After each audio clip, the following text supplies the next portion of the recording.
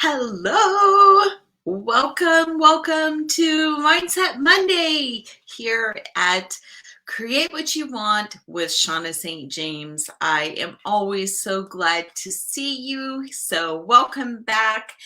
This is the place where you want to be to get the mindsets you need to create whatever you want in your life, to create the kind of business you want, to create the kind of life you want, and to really just achieve any goal you set. That is what we are about here in Create What You Want with Shauna St James. And today we're going to be talking about we're starting a new series. We finished the Creative Mindset series, and we are going on to the different kinds of struggle buses, or the different kinds of rocks we carry in our backpacks. I usually talk about the fact that our mind is like a backpack, and a lot of times we end up carrying around a lot of junk in our backpacks that's not going to help us make our way to the summit, which is our goal. So today, the number one backpack rock we're going to talk about is fear.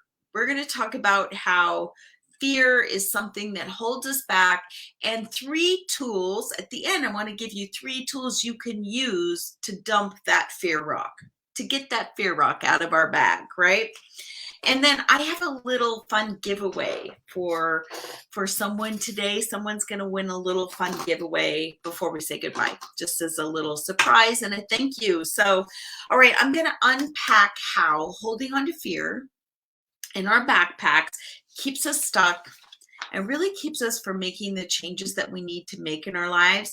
Because when we're working towards a goal or achieving something new, starting a new business, whatever that is, we have to make changes. And when working on changes, it's uncomfortable and things start getting in our way, and fear is one of them. Fear is like a big rock in our backpack that holds us back. So thanks for joining me. Thanks for joining me here on Mindset Monday. And please say hello as you're signing in. I love to see who's here. And I appreciate you sharing your time with me. Your time is valuable, and in return, I want to share the top valuable game changers every week that I have for you that you can use to create what you want in your life. That is what we do here.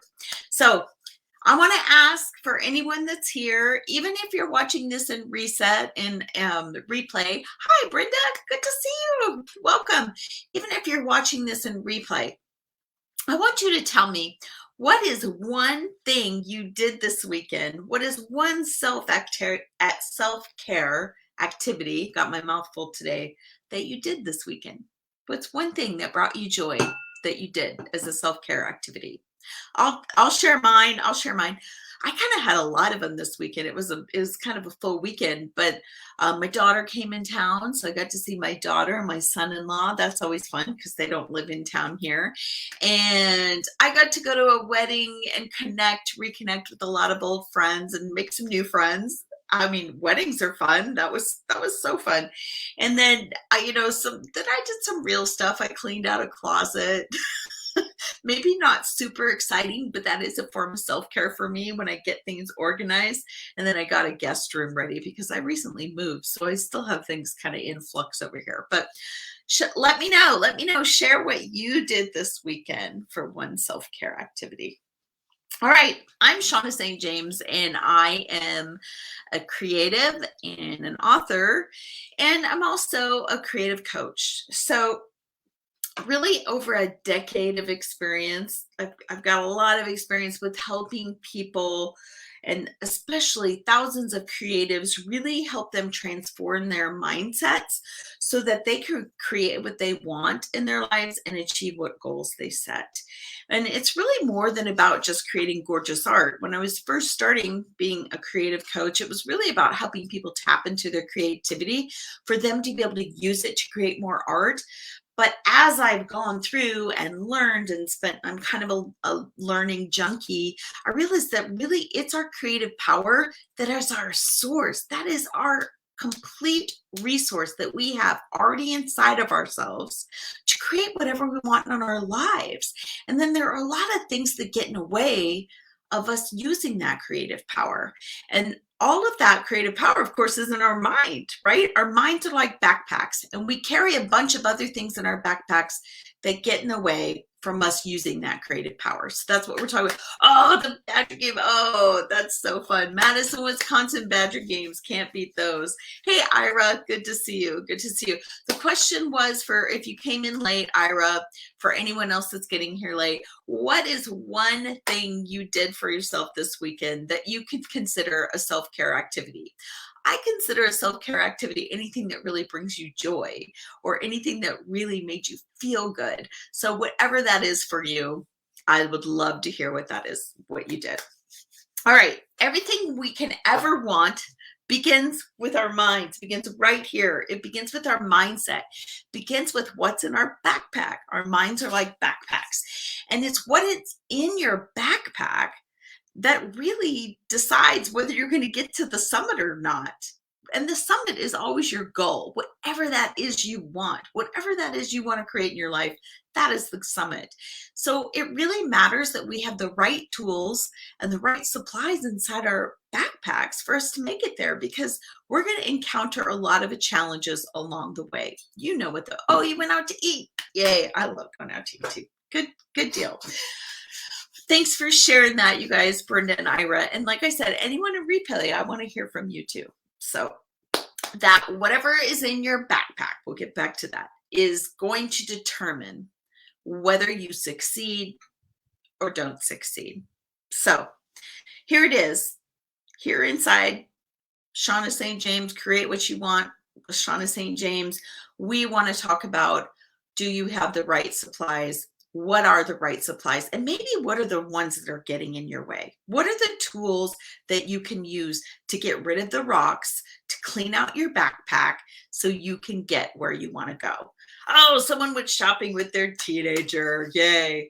Actually, I do love shopping with teenagers because they always, have interests that I'm old, right? So I don't really know what the hot new stuff is. Not that they always get the hot new stuff, but it's always fun to see what's out there. All right. Whatever you have, whatever you think about, whatever you believe, whatever you do, and even the things you say in your habits, those are the paradigms that we have. And paradigms are the things that we carry in our backpacks. It's these patterns and these routines that we've developed with all those things that we talk about, our beliefs and our thoughts and what we do and how, the things we say. Those paradigms become the tools and supplies in your backpack. If you don't have the right ones, if you don't have positive ones, then they're rocks. They're not good paradigms. We want the positive, powerful paradigms that help us get where we want to go. We all have big rocks in our backpacks. We all do. And those rocks never serve us. They just hold us back and keep us from getting to the summit. And when our backpacks are filled with junk, we don't have room for all the good stuff. So it's kind of like your body, same thing with your body. If you fill your body with junk food, you don't really have the energy you need for when you really need it to work for you. So I want to talk about how fear, we all have different kinds of rocks, and fear is a big rock, and fear shows up in multiple forms. The first thing I want you to think about, the fact is, how many of you think that you are carrying some fear rocks in your backpack right now? Me. I want to see you say, I want you to type me if you think that somewhere along the line of you working towards whatever goal you have set for yourself, you think you might be bumping up against fear. You might be carrying a fear rock in your backpack. Because really, we all have them. So I don't think there's anyone out there who should say, nope, I don't have any fear. And sometimes it takes us a while to recognize that. So we're going to go through some scenarios that may help you recognize that. But the first thing I want you to know is I want you to let go. I want you to let go about any guilt and shame you may have over feeling fear.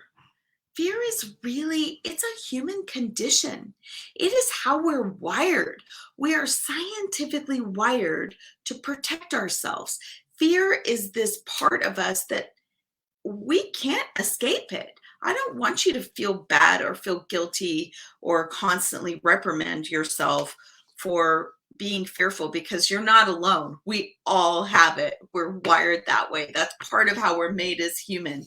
And when we're working toward a goal that we've never accomplished before, that can feel really scary. So fear is naturally going to pop up. When we're changing things and it feels uncomfortable, and we talk about how it's messy in the middle, oh, all that stuff causes fear. So here are the top 4 fear thoughts or rocks that seem to keep us stuck. I'm just going to cover the top 4. There are more, and you guys, if you have any other scenarios, please feel free to type them in, because that's kind of what we're doing here. This is kind of a game, right, of what keeps us back, because we're going to bust through these. We're going to talk about 3 tools you can use to bust through these at the end. The top 4 fear thoughts or rocks. 1, inadequacy, feeling inadequate.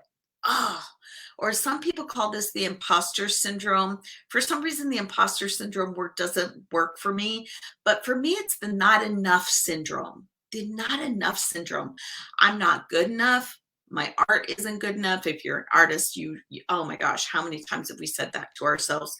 You don't know enough. You don't have the right degree. You're not educated enough. You're not qualified enough. You're not professional enough.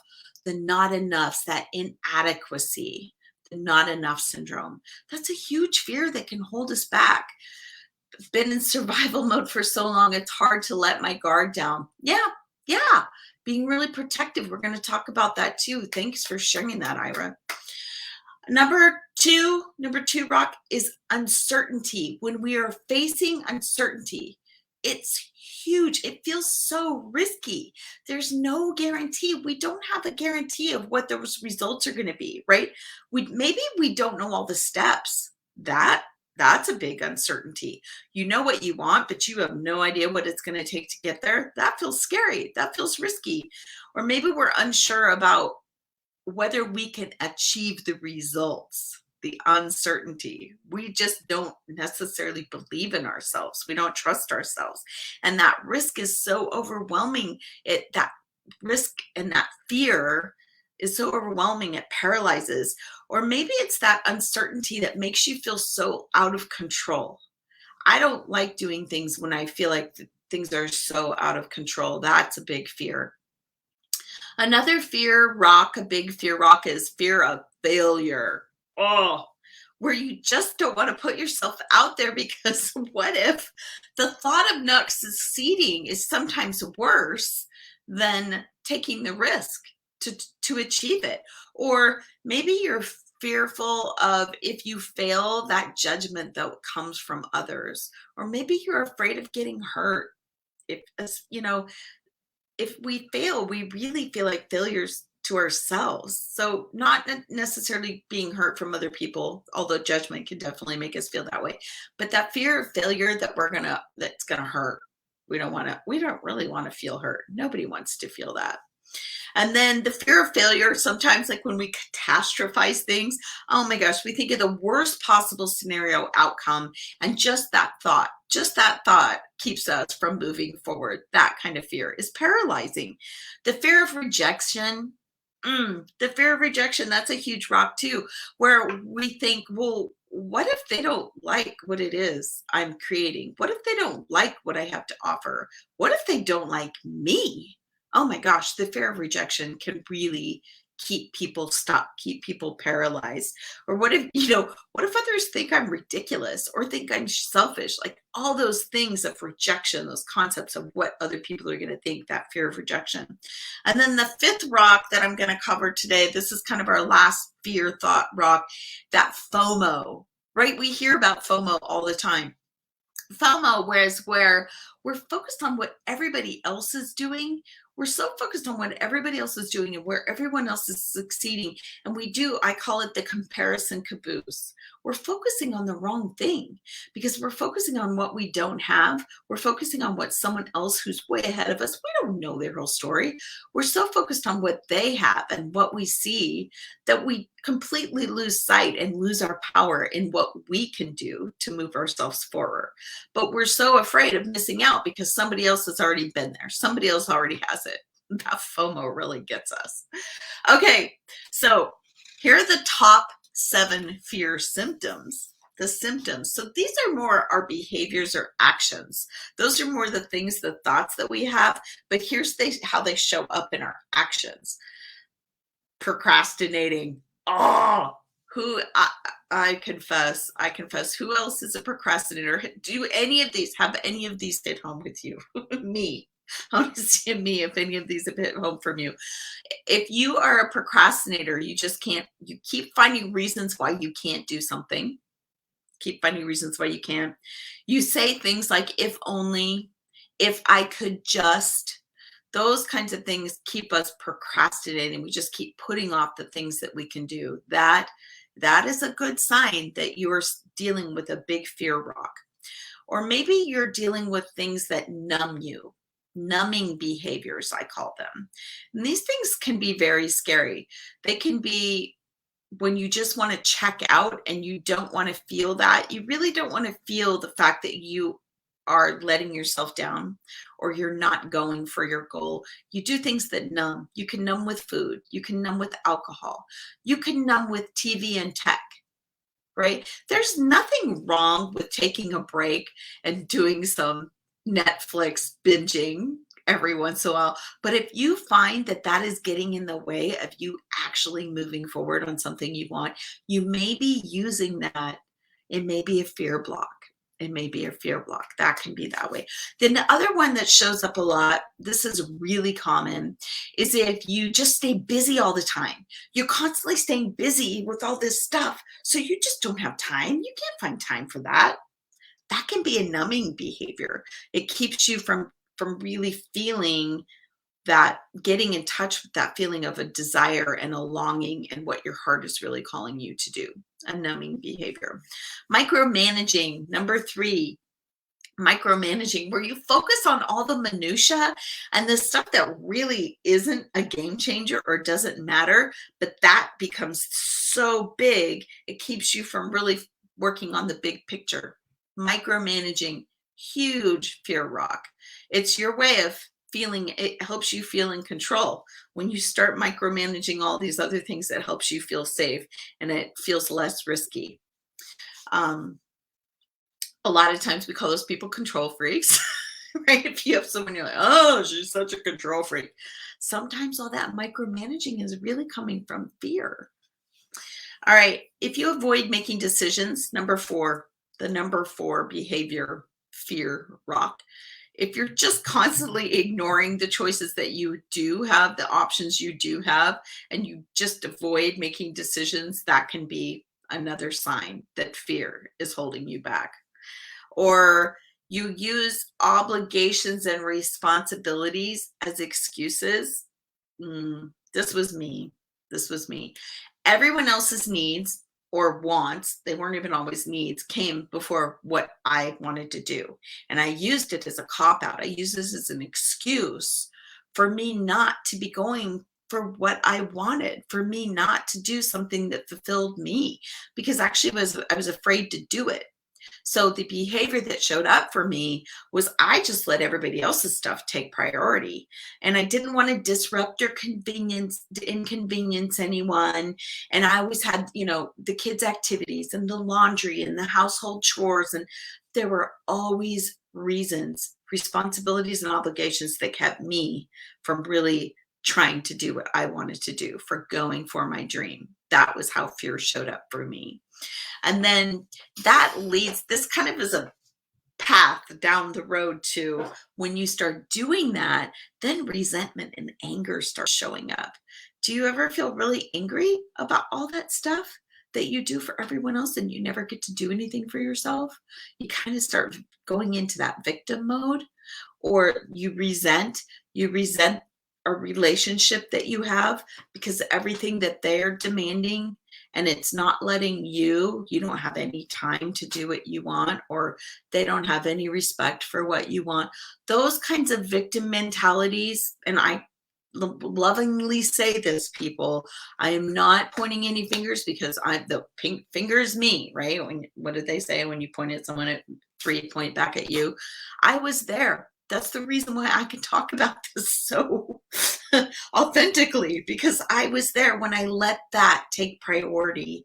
I started feeling resentful and a lot of anger. When we don't express what we need or what we want, that's what happens.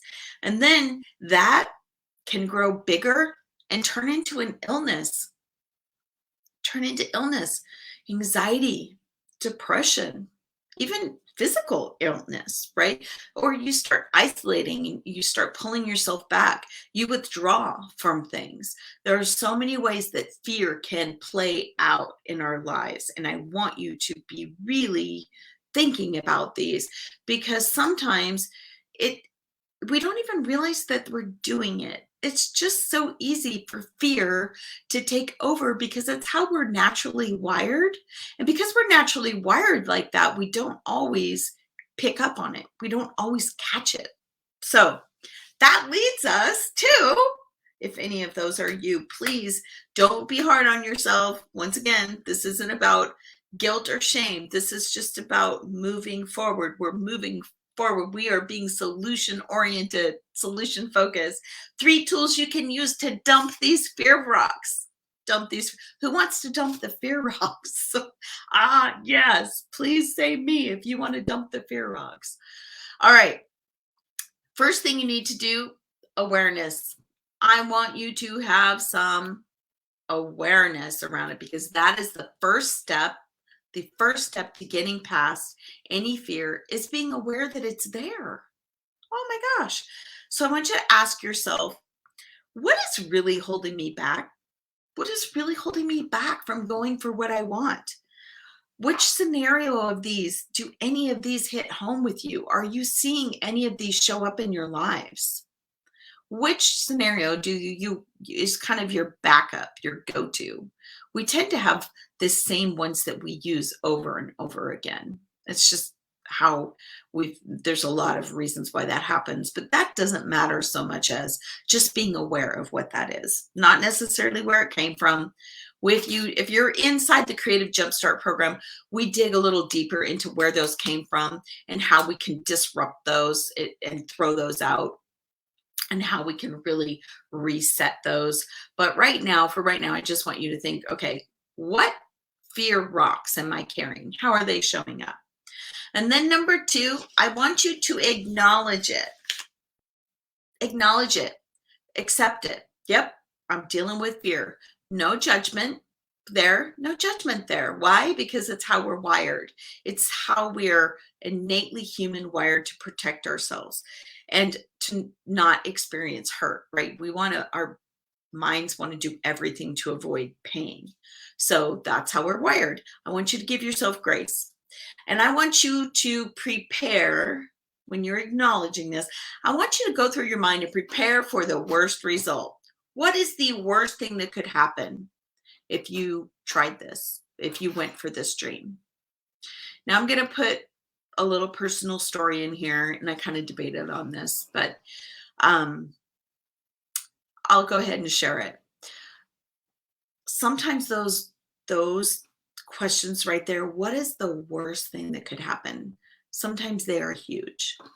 Sometimes it could be, well, if I decide to do this, if I decide to really do what my heart is calling me to do, I'm going to break up an entire system. My entire life is going to implode. What is the worst case scenario? What would I do if that happened? If I made this decision and that happened, what would I do? And I had to go through some pretty scary options. Well, I might have to go move across the country and live with a sibling for a while in their garage or basement. I'm kind of being humorous about it, but what I'm really wanting to point out is sometimes our rocks are really big. Sometimes our rocks are really big, and that's okay. I want you to go there anyway, because sometimes that is what we need to do. We need to take the risk. If you're feeling resentment, if you're feeling anger and you can't process through those any other way, if you're being depressed, if you're being suppressed, if you're feeling anxiety, if it's starting to interfere with how you function every day, it may be time to get rid of one of these big fear rocks. Maybe it's just simply, oh my gosh, I need to pay for this training. This is terrifying me. What if I can't afford this training? What if I don't make my money back? What if, go there, do the what ifs, and be willing to have a plan when that happens. If that for some reason happens, if it happened, what would your plan be? Okay, I'm just going to leave it at that. Then the third part, I want you to be aware. I want you to acknowledge, and I want you to take action. Take action. You knew I wasn't just going to leave it all up here in your head, right? You've got to move on it. You've got to make an action. That's not how an action. I want you to start small. I want you to start small. Maybe it's just voicing your opinion. Maybe it's just sitting down with someone and telling them, I really need this. This is what I need. How can we make this happen? Maybe it's you've already shared it. Maybe it's just coming up with that boundary and saying, okay, kids, on Wednesday nights, you make your own dinner. It's peanut butter and jelly night. Everybody's having peanut butter and jelly for dinner, and you're making it because I'm over here at a training at 6 p.m. I'm just making that up, but you get the idea. You get the idea. All right, so here's how I want you to approach this. I want you to approach this as we have backpack rocks that we carry. And I want you to think of this whole series that we're doing it as this is our self-sabotage playlist. All these things, all these rocks that we're going to be covering, or struggle buses, how I termed it before, in this next series, we're going to be using them to build our self-sabotage playlist, our top 10 hits of self-sabotaging hits, right? We all do them. We all do them. It's time to acknowledge them. It's time to be aware of them. So that's what I'm going to leave you with today. All right. So before we go, I have a gift. I have a little gift. I see there's only a couple of people here, so usually I like to have more people here to put this in, but here's what I want you to do. The first person who types, first person who answers this question is who I will give away this fun little gift, and here's what you're going to get. This is oh my goodness, the light's terrible. Give yourself permission. Give yourself permission. It's a sticker to get rid of your self-sabotaging hits, your fear rocks, any of those blocks. How many of you are going to sit down and do this and make your self-sabotage top 10 hits playlist? Me. I want to see a me. First me in the chat. I'll mail you a sticker. We'll get your address afterwards, offline. You can we'll just message each other, and then I'll pop this in the mail to you. I just want you to know how much I appreciate you guys being here. And you have everything you need. Brenda, I see Brenda. Thank you, Brenda. You have everything you need to achieve anything you want to achieve. And this is going to help you get there, getting rid of these rocks that we carry in our backpacks, trying to get to the summit. Fear rock is number one. There's so many different rocks we carry along the way when we're making big changes, but we can do this. So next week we are going to be talking about, oh shoot, I didn't write down the next one. Anyway, next week we're going to be covering another big rock that we carry in our backpack. But until then, I want you to be able to use these 3 tools. Thank you for being here. Brenda, I'll get with you after, and I'll be mailing you this. And thanks, guys. I'll see you next week. Take care.